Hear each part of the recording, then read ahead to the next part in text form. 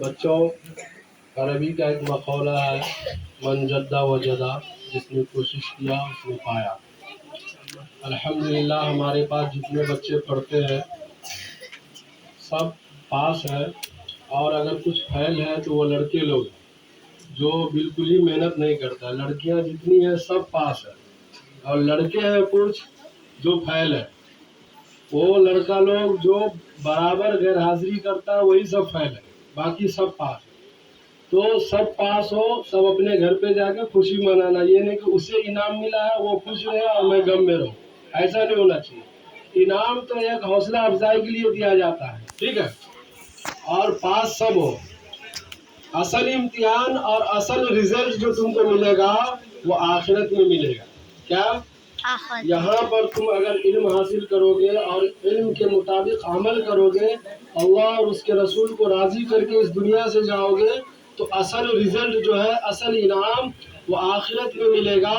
فَمَن يَعْمَلْ مِثْقَالَ ذَرَّةٍ خَيْرًا يَرَهُ وَمَن يَعْمَلْ مِثْقَالَ ذَرَّةٍ شَرًّا يَرَهُ۔ اللہ تعالیٰ قرآن میں فرماتے ہیں، تم سب کو یہ سورہ یاد ہے جو اماں پارا پڑھتے ہو، کہ تمہارا چھوٹی سے چھوٹی برائی بھی کل قیامت کے دن دکھائی جائے گی، اور تمہارے چھوٹی سے چھوٹی اچھائی بھی تمہارے سامنے ہوگا۔ سمجھ رہے ہو؟ تو اصل ہے آخرت کی تیاری کرنا۔ اصل یہ امتحان وغیرہ جو ہم لوگ کراتے ہیں تاکہ تمہارے اندر ایک جوش پیدا ہو، تمہارے اندر ایک جوش پیدا ہو، اور تم پڑھائی میں لگن کے ساتھ، محنت کے ساتھ پڑھو۔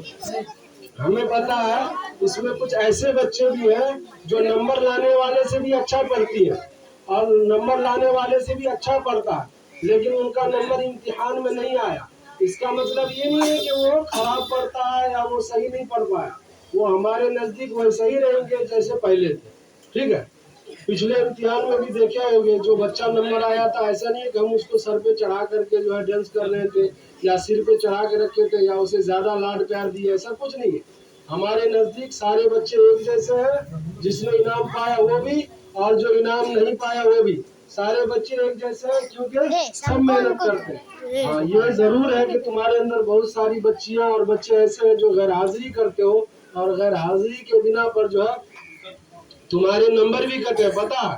کیونکہ ہمارے جو مولانا ریاض صاحب ہیں، انہوں نے 10 نمبر رکھا تھا اس بات کا کہ اس کا دیکھیں گے کہ یہ غیر حاضر کتنا رہا ہے اور حاضری کتنا دیا، اس حساب سے بھی تمہیں نمبر ملا۔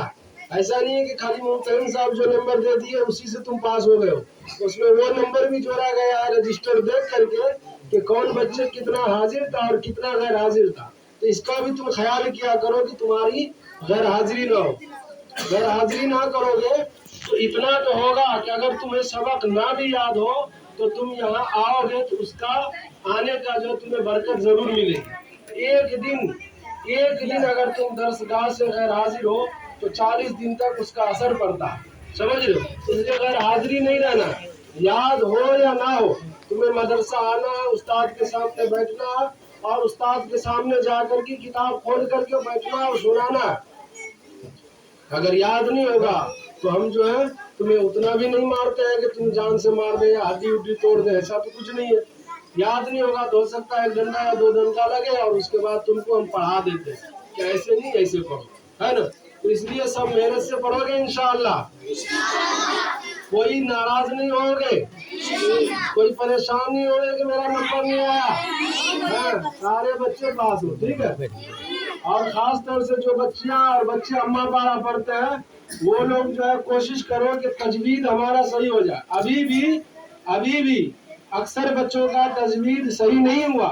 اگر تم ہمارے پاس 40 بچے ہو اماں پارا پڑھنے والے تو 40 میں سے 38 بچوں کا ابھی بھی پورے طریقے سے تجوید صحیح نہیں ہوا۔ تو تمہیں یہ خیال کرنا ہے کہ ہم اس طریقے سے پڑھنے والے بن جائیں جیسے ہمارے استاد پڑھتے ہیں، ہمارے استاد پڑھاتے ہیں، قرآن کا حق ادا کرنے والے بن جائیں، وَرَتِّلِ الْقُرْآنَ تَرْتِیلًا کے تحت پڑھنے والے بن جائیں، سمجھ رہے ہو؟ قرآن کو صحیح طریقے سے پڑھنے والے بنو گے تو دنیا اور آخرت میں دونوں جگہ کامیاب رہو گے۔ خاص طور سے تم نورانی قاعدہ کو فوکس کرو، اماں پارا کو نہیں، قرآن کو نہیں۔ قرآن نہیں سناؤ گے چلے گا، اماں پارا نہیں سناؤ گے چلے گا، لیکن نورانی قاعدہ کو تم فوکس کرو، اس کو سمجھو، اور نہ سمجھ میں آئے تو تم ہم سے آ کر کے کوشچن کرو، ہم سے سوال کرو، ہم سے پوچھو، کہ اس طریقے سے کیسے ہوگا، اس کو کیسے پڑھیں گے، یہ کیا کہہ رہا ہے، وہ کیا کہہ رہا ہے، یہ تختی ہم سے کیا چاہتا ہے، وہ تختی ہم سے